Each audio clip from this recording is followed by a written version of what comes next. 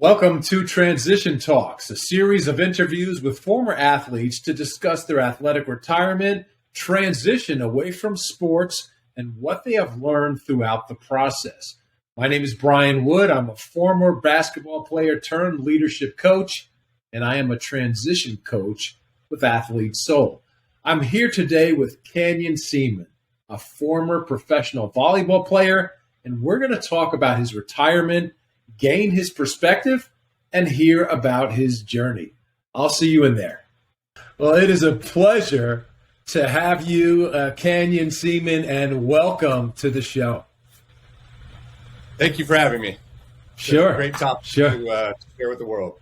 Lots to talk about. I can't wait to dive in and better understand your journey and awesomeness on and off the beach, I guess we'll say. So before we dive in to the topic of retirement, can you just help me out and give us a short overview of your sporting career, Ceman?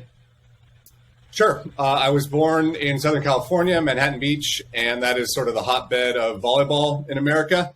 And that led me to playing volleyball in high school at Maricosta, which is, one of those sort of iconic high school programs in the country.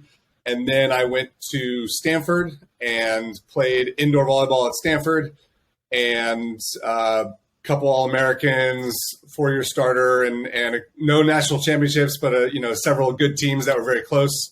And then played a year on the national team indoor, a year in Europe indoor, and then 15 years on the Pro Beach Volleyball Tour.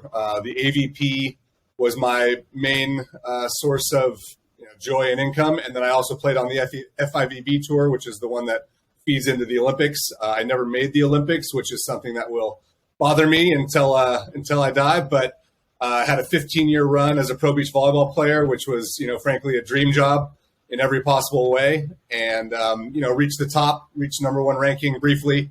Though I was never the dominant athlete. I was sort of a long 10-year top 10 pro and then a 15-year pro. And that duration is something that as you get away from it, you realize like that was the thing. Being able to be a Pro Beach volleyball player with that as my primary source of income for 15 years was a glorious ride and something I'm very proud of. So wow, you should be. Sounds like awesome. You've done really well. That sounds pretty amazing. And as a sidebar, Manhattan Beach, one of my favorites. Do you have a favorite of all the places that you've played? I'm just curious, Ceman.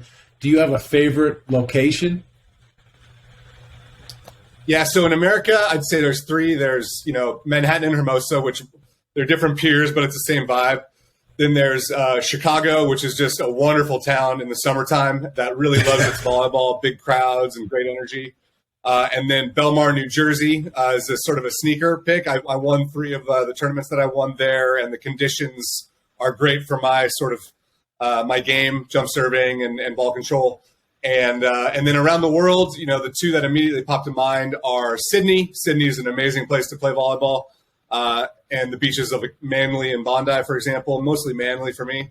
And then Rio de Janeiro, right? All the beaches of Brazil are amazing, but specifically in Rio, whether Copacabana or Ipanema, Brazil's number one sport is soccer or football, but number two is volleyball. And you feel that sort of energy around the sport down there and the passion and, thousands of people waiting at 6 a.m. to get in to watch the matches. And that just feels good. Plus, everything else about the beaches of Brazil that adds to the environment. So those are my favorites. Can you describe the circumstances behind your retirement as a volleyball player and help us understand if it was your choice and what that looked like? My athletic retirement, my post-career transition was a pretty unique one. And I'll start from where the conversation began and when it finally ended. So I played from 1994 to 2008. But the sport of beach volleyball was very, let's just say, sporadically healthy financially during that time. So at no point did you have the feeling of like, I can play this forever and make a great living. You always had the feeling of this could be over at any day. The sport could go bankrupt. I could fall down just far enough in the rankings that my income is no longer sustainable, etc. So it was never, I'm going to sign my last $20 million contract and then right off into the sunset. It was, how long can I keep this dream alive? Because the lifestyle was so wonderful. The income was never, earth shattering. And so it was, at the end, I was subsidizing it with other ventures, whether real estate or consulting. So it was a little bit of a fade out, but I started thinking about the end about 2002, 8 years in, because frankly, the sport was not super healthy financially. And okay, well, I better get ready for what's next. So I went back to business school at UCLA, and then the sport, it kind of had a bit of a turnaround, and it was improving in 2004, 5, 6, 7, 8. And even though my sort of health and skill set was declining by that time, I was able to extend it, from 2002 to 8.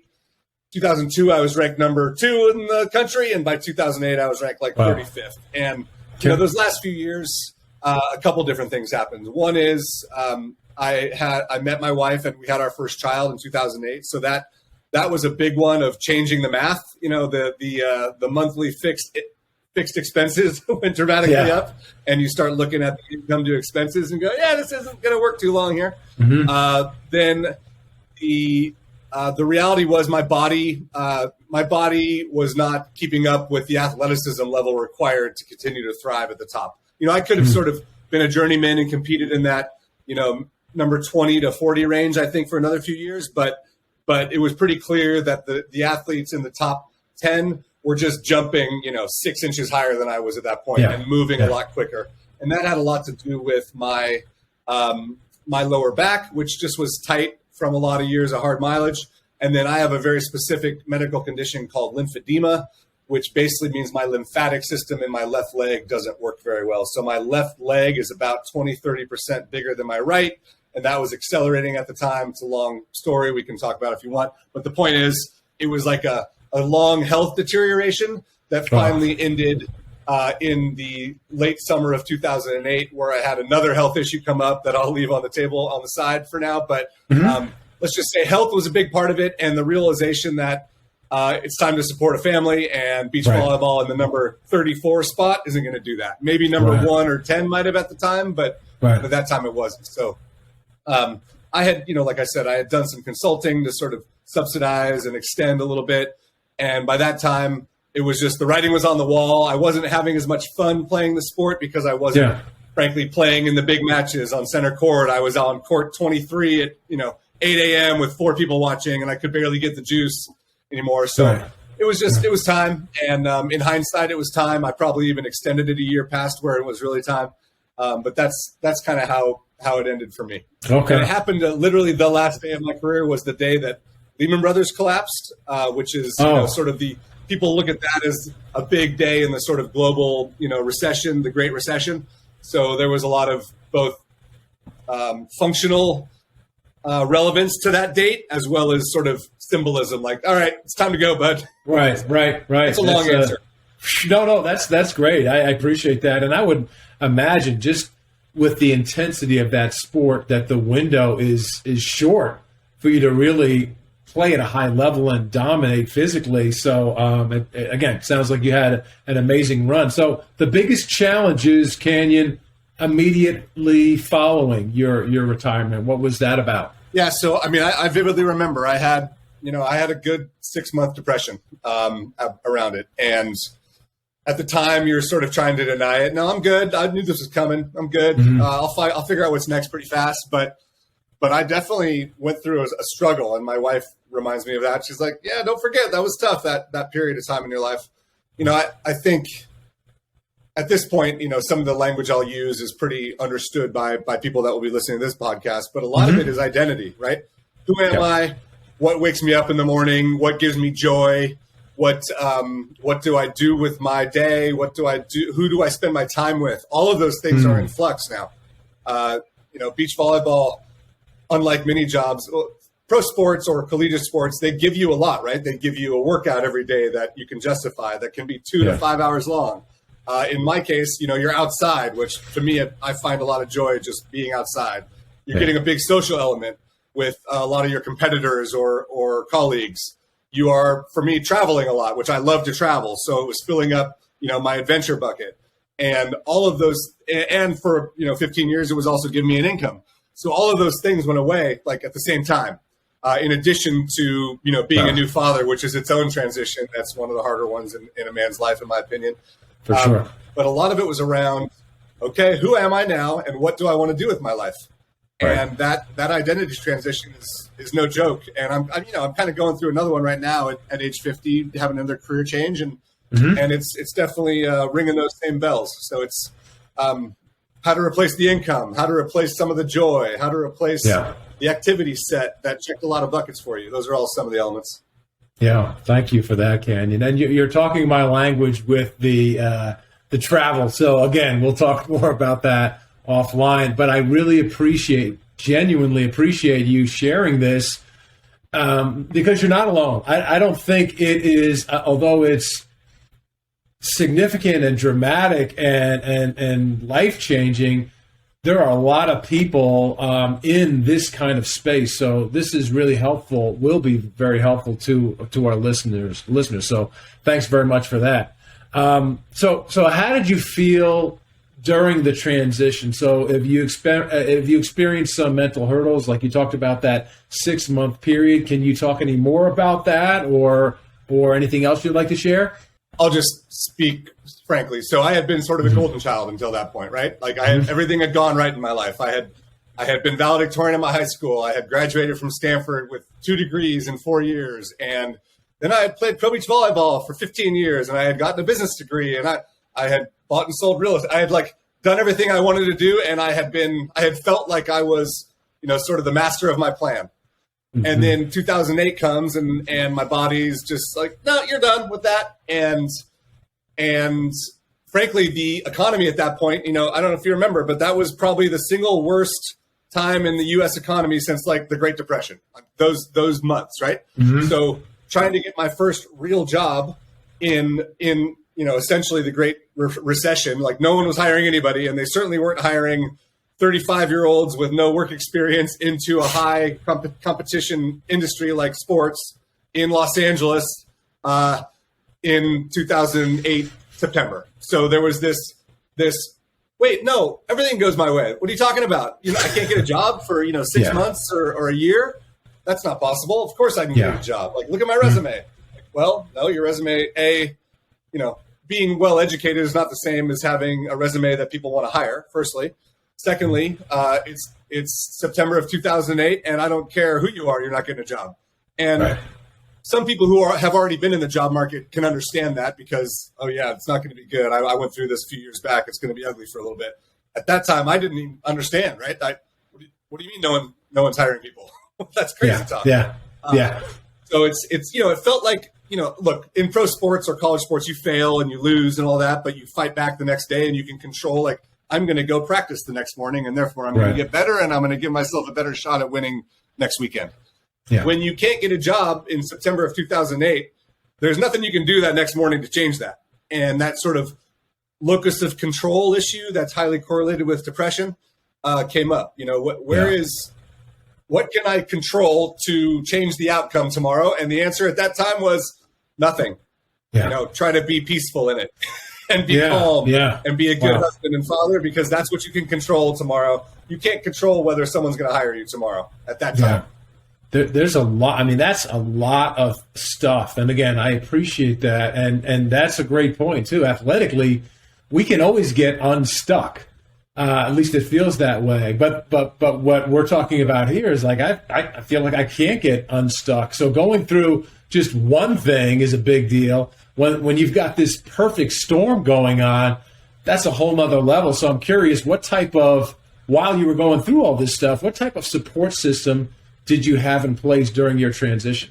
Yeah, I mean, look, it's funny. I'm, as you can tell by the way I talk, like I'm not scared to talk to people about this and talk to friends, but at the same time, there aren't that many people that are going through it at the same time. Mm-hmm. And in 2008 again, there wasn't this a network. I'll just Google it, athlete career transition, and 10 Instagram groups come up and 10 websites come up.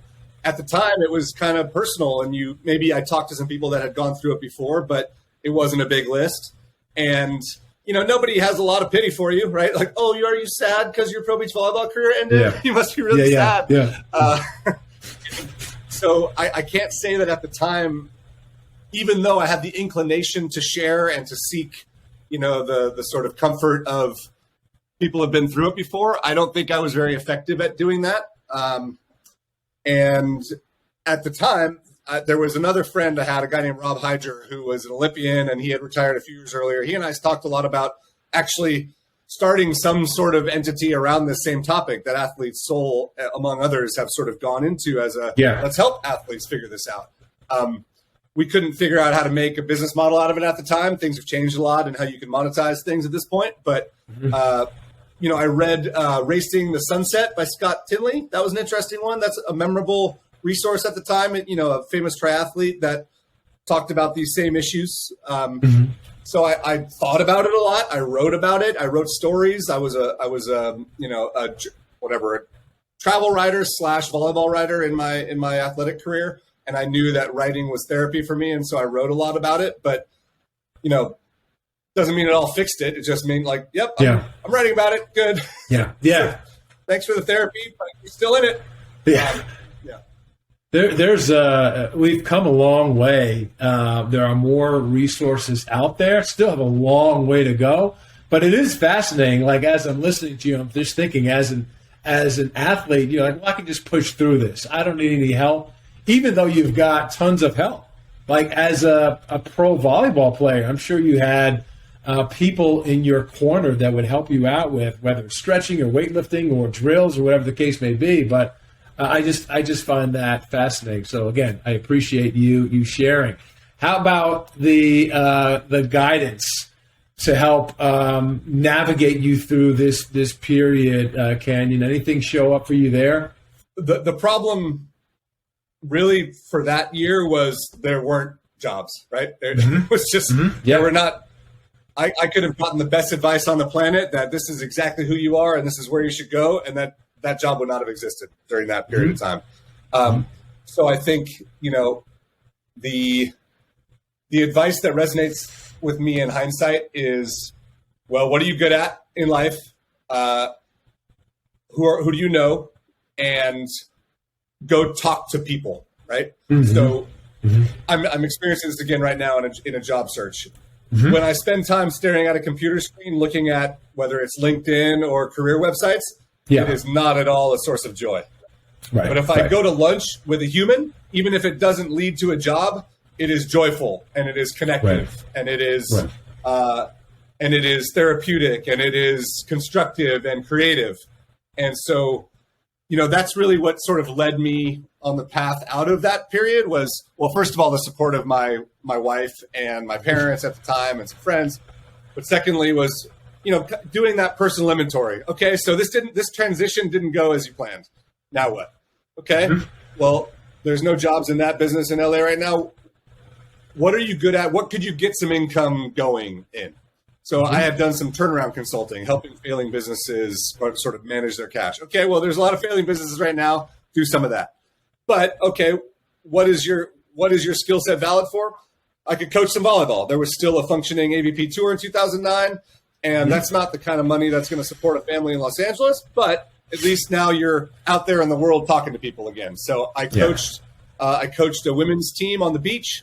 Tyra Turner and Angie Akers, and they had, the best year of their career.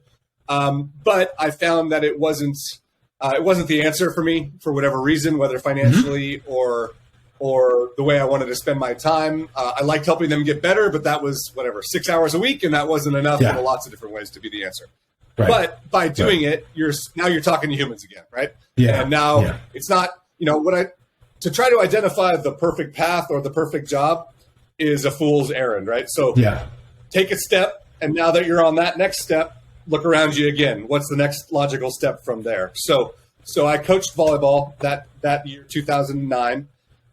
Realized this is not the answer for me, but by being around that environment was brought back into the AVP as essentially a cost-cutting consultant because they frankly needed to cut costs because revenues were falling because it was mostly sponsorship driven, and the sponsorship market was drying up in 2009-10.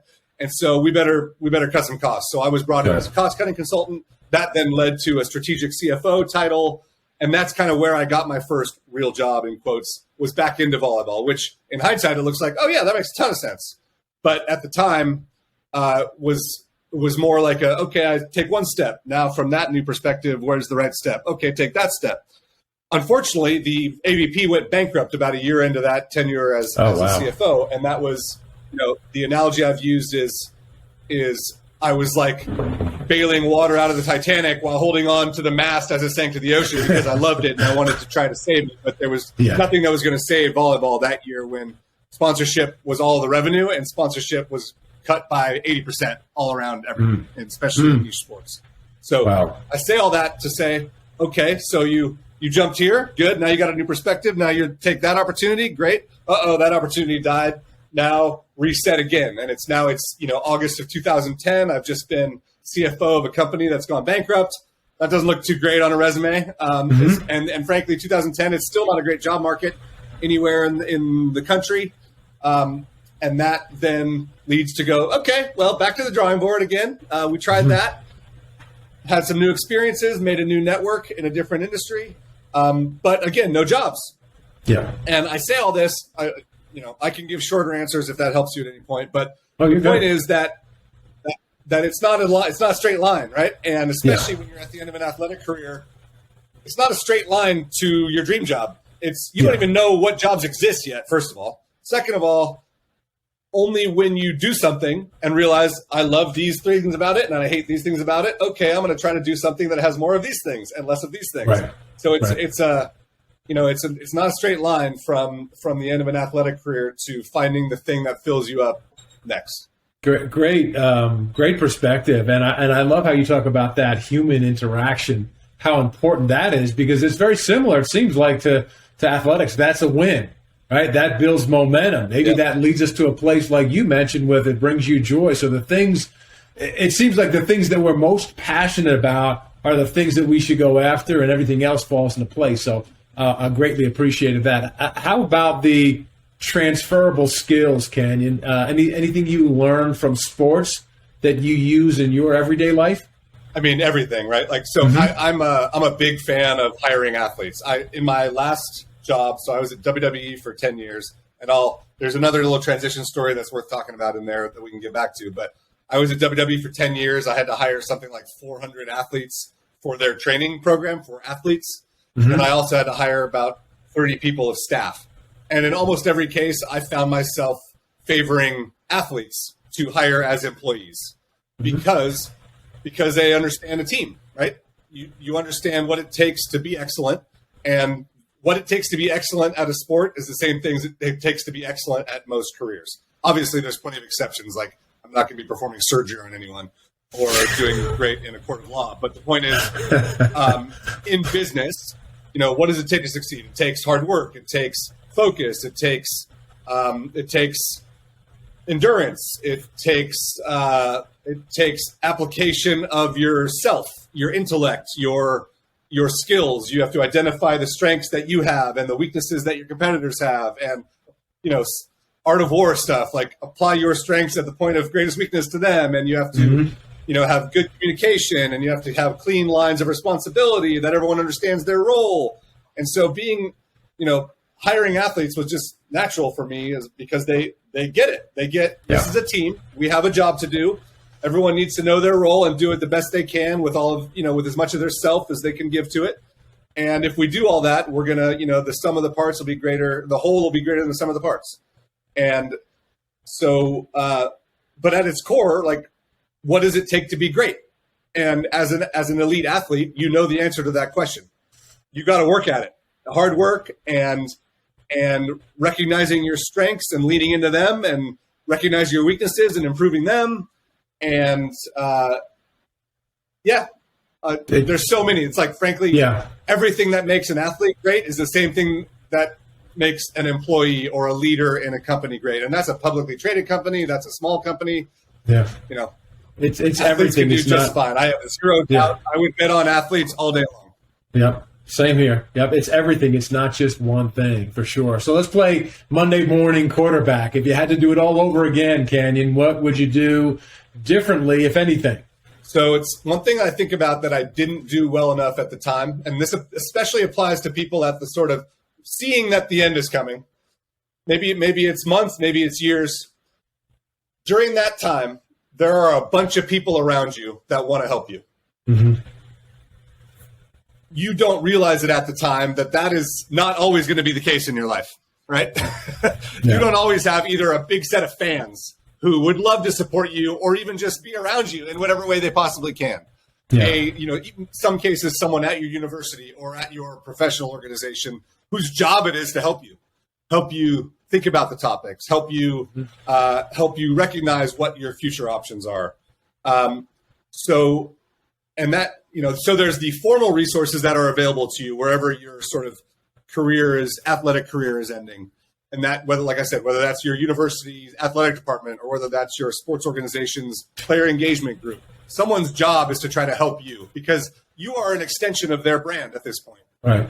Are, let's just say, I went to Stanford. How Stanford athletes fare after Stanford matters to the Stanford athletic department at this point. Same with, for the AVP, it's a little less so because they just don't have the resources to be investing in this. But if you're an NFL alumni, there's the NFL Players Association, there's the Retired Players Association, there's NFL Player Engagement Services. There's all kinds of people that want you to thrive in life, both in health as well as in career. So really tapping into all those resources, the formal resources, is the number one advice I would give. It didn't necessarily apply to me at the end of the AVP because of the state of the business, but what did apply to me that I didn't fully leverage or embrace, especially sort of those last few years, was I have thousands of fans, and those fans are doing things with their life, and they would love to talk to you about anything because at that time they love that you play volleyball at the level you do. And, there's a certain point you get as an athlete where I'm not going to say you take your fans for granted, but you almost have to have a little bit of an arm's length distance with them in many cases because you're trying to focus on the thing that you're trying to do, be great. But as you start thinking about what's next, each one of those human beings who wants to watch you play volleyball or wants to watch you play your sport and thinks that you're great, they're doing something with their lives. And probably they're doing it pretty well, or they wouldn't have the disposable income to come hang out at the beach volleyball tournament. Yeah. Or at, whatever the sporting endeavor it is. And you have a shared passion already, right? And then they're succeeding in life at something that you don't know anything about. So but embracing the opportunity to ask them questions, whoever they are. It might be your first circle, the 100 people that you're most passionate fans. It might be, now that Instagram and social media are a thing, you could even put it out there in your profile. Like, I'm looking to make a move into the next career. If you love what you do, let's talk. There's ways to mine your network now that are super powerful and that should be embraced by transitioning athletes. Great point. And you're serving these, you've got thousands of fans, and you make a great point. They're fans, and they would be honored and thrilled to be in the mix with you. So in some ways, while you're gathering all that information and those opportunities, you're actually serving them. So I think that's great advice right in front of your face, and we don't always take advantage of that. So that's awesome. So looking at yourself, like a younger version of yourself, or for any athlete, let's say, preparing for the end of their career, what else would you tell them? What else comes up? Yeah, I'll reference back to that. Look, I went to Stanford. I got a business degree at UCLA. Like, I did all the right things education-wise. I did, I wrote and led the player body and did real estate, but that's not the same as preparing for a real job. Frankly, some people make that all a real job. Some people go into writing. Some people go into real estate. As a 35-year-old father, that was not a income path I was able to do. Point is, you need to really understand what a lot of these careers are. Like, how do I want to spend my day, my life, and what do these careers look like in real life? Not how they sound. Not that sounds good. But what does a human being in that career do with their day? Is something that I would have studied more in hindsight. as opposed to I'm going to go into the sports business. What does that really mean? What are the different elements of the sports business? There's ticket sales, there's marketing, there's media, there's talent management, there's operations, there's 15 other subcategories in each industry. A lot of people are super happy in real estate. They have a flexible life schedule. They have a lot of people are like, I always say this, the happiest people I know are firefighters. Like, they've got a great life. And I find it to be highly relevant to athletes because it's a team environment and it's a flexible schedule and it's, mission focused. And so the point is, like, really take time to study yourself, but also to study the career options that exist, not just how it sounds and what's the income attached to it. Yeah. What does a human being in that career do with their time? And would I like to do that with my time? As a counterexample, so after the AVP in 2010, it went bankrupt. Now, oh God, I can't get a job again. It's been 5 months. All right, I'm going to try finance because, a common outcome for sort of smart athletes is some sort of financial advisor, right? It's a job where having a profile and the ability to speak and create relationships matters. So I'll look into that. And then out of left field, while I was pursuing the financial advisory offers, I got an offer at a hedge fund. And that's what moved my family from Los Angeles back to Connecticut for the last 11 years. And that's, on paper, like, look, who are the people making a lot of money in America? Hedge fund managers are high on the list, right? And it sounds interesting. Your job is to sort of take in all the information available to make investment decisions and then make those decisions. What I didn't do at that time is talk to a bunch of people at hedge funds and say, what do you do all day?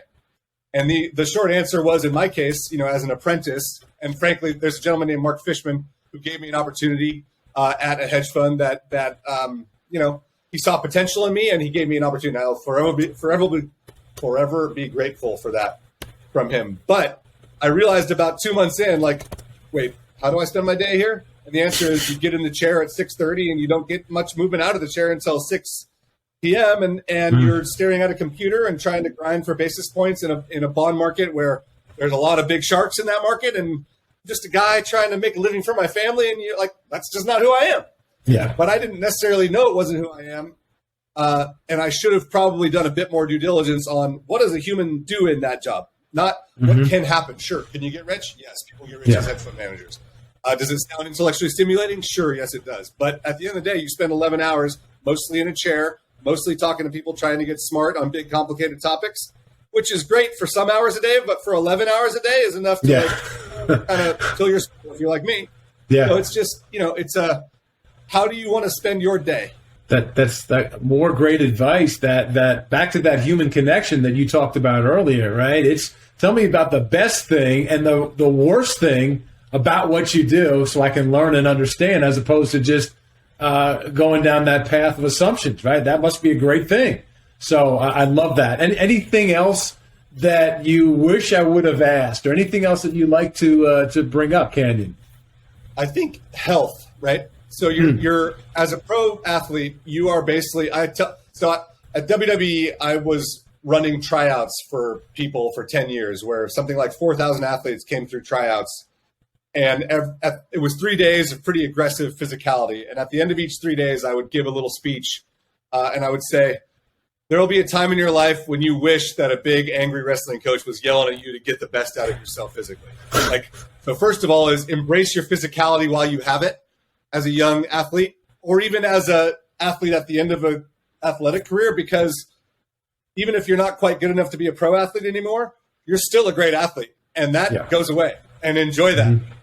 Embrace that physicality. I had a therapist tell me that once, and it resonates in my mind all the time. Embrace your physicality while you have it. Use that healthy body and frankly maintain that healthy body as much as you can, because it goes away. Health is fleeting, youth is fleeting, and while you have a healthy body, like, both maintain it and appreciate it, and then understand that later in your life, you're not going to be able to spend as many hours a week taking care of your body. You're going to have to do things like parenting or working instead. And that has consequences, and your body hurts. And especially you put hard miles on it, frankly, beach volleyball doesn't put as many hard miles as most other sports do. But my back hurts and my neck and shoulder hurt, and everybody's body hurts when you get to 50 or 48 or 69 or whatever it is.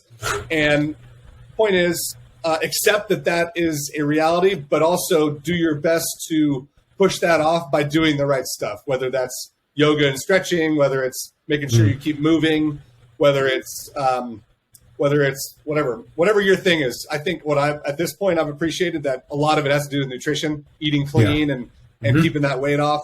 And so realizing that your relationship with working out has to dramatically change now. And that is a thing. And don't let your body go, because it's a lot easier to keep it pretty good than to let it go and try to fight back. It's another one.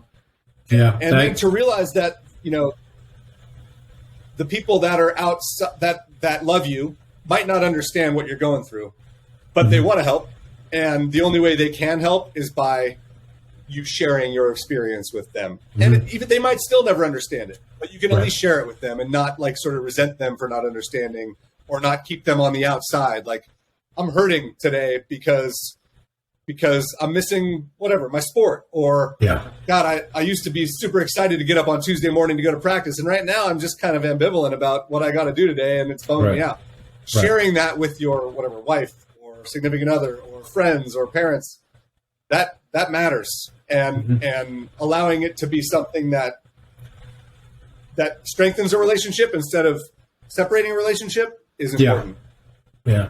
And I suspect if it were the other way around, you personally, Canyon, you would want to support someone in that place. So really, it's almost reciprocating, right? You're just looking for the same thing that you're delivering, but it's not going to happen unless you speak up and show some vulnerability. That's again, more powerful advice and greatly appreciated. Canyon, thank you a ton for sharing your journey. We appreciate your courage, your inspiration, your awesomeness, and please keep making plays and changing lives.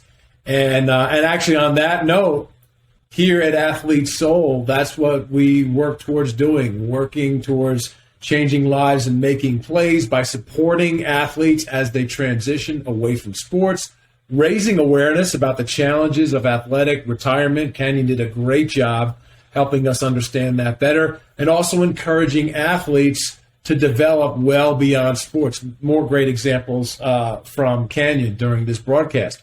We've got tons of services for athletes at all levels, and the good news, maybe the great news, is the services are free.